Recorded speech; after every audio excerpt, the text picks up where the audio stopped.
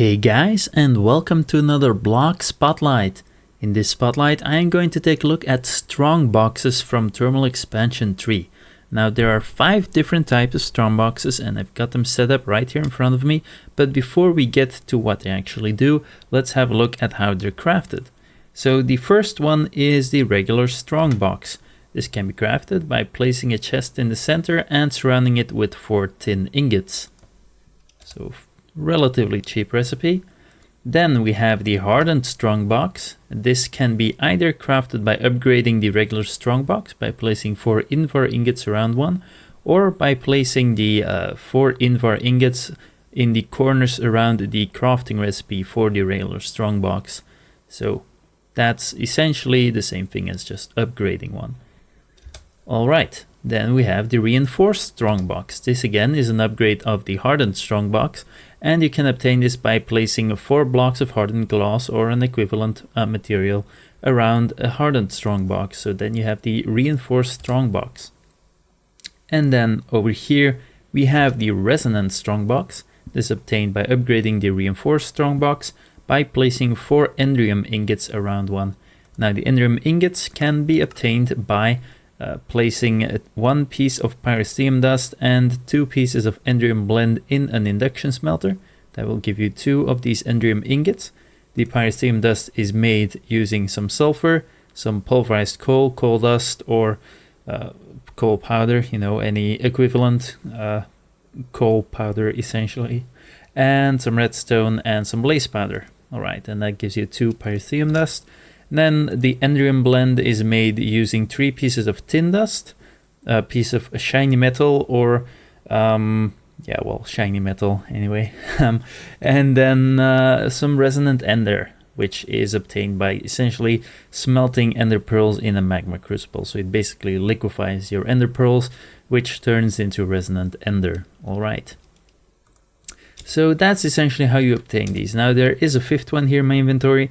This is the Creative Strongbox, and as the name might suggest, you can only obtain this in creative mode or by just spawning it into the game with NEI or something. So essentially you can't normally get this if you're playing in survival. Alright, so I've got the 5 boxes set up here. And let's have a quick look at what they do. So they look like chests, and the crafting recipe for the regular one uses chests, so you might already suspect, well, these are chests, and you would be right. These are chests. They have, let's see, that's, 2 times 9 slots in the regular strong box. And, you know, you can just store anything in there, doesn't matter. Of course, you can also store like containers like backpacks in there. So that's essentially the regular strong box. So as I said, 2 times 9 slots. Okay, so 2 rows of 9 slots. Then we have the upgraded one, which essentially has double the space. So the Hardened Strong Box, and these buttons here are from, I think, inventory tweaks, but you know, if you don't have inventory tweaks installed, you won't have these buttons normally. So yeah, Hardened Strong Box, double the space, so 4 times 9 slots. Then we have again the upgraded version of that, the Reinforced Strong Box. This one has 6 times 9 slots. So that's not double anymore, but it does add 2 additional rows, just like the Hardened Strong Box did in relation to the regular one. And then finally we have the Resonant Strong Box, and this one has, let's see, 4, 8, 12 by 6 slots. So that's again quite a bit more. Alright, so essentially, as I said, these are sort of like chests. You can store anything in there. And finally, we have the Creative Strongbox here, which has just 1 slot. That's not exactly a lot, but I'll explain in a bit why that is exactly. So, as I said before, Strongboxes are chests. You can store stuff in them. The reason why you want to make these is basically, usually these are useful only when you're playing on a multiplayer server, because these are designed to keep people out of your stuff. So essentially you put something in there, you can lock them, and people won't be able to access it anymore. So over here to the right, we have this little security panel.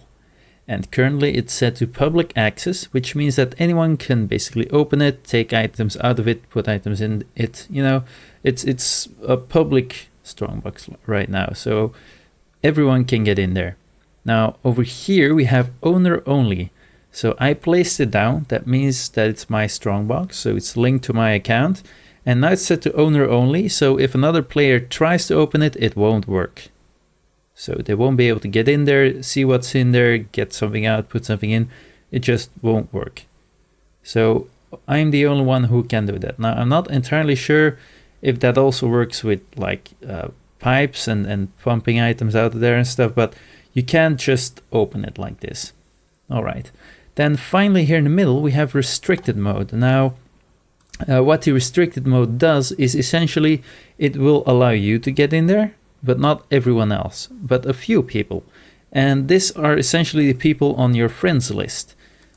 Now I will get to that in a second, but first I want to explain what exactly this one does. And by the way, as you can see, this one has got a little gold lock, I guess, on it, which is also an indicator that, you know, you can, well, the gold one is for restricted mode and the diamond one means that it's owner only. So that's an indicator which can help you to, you know, see at first sight which strongboxes you can get into, which you might not be able to.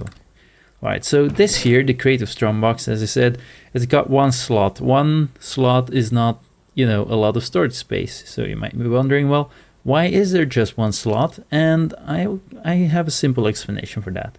So let's say I get, I know, some lapis ore. I place it in there. Well, if I take it back out, hey, wait a minute, it's duplicating. So the creative strongbox, very similar to a creative portable tank, will essentially act as an infinite source of this particular stack of items.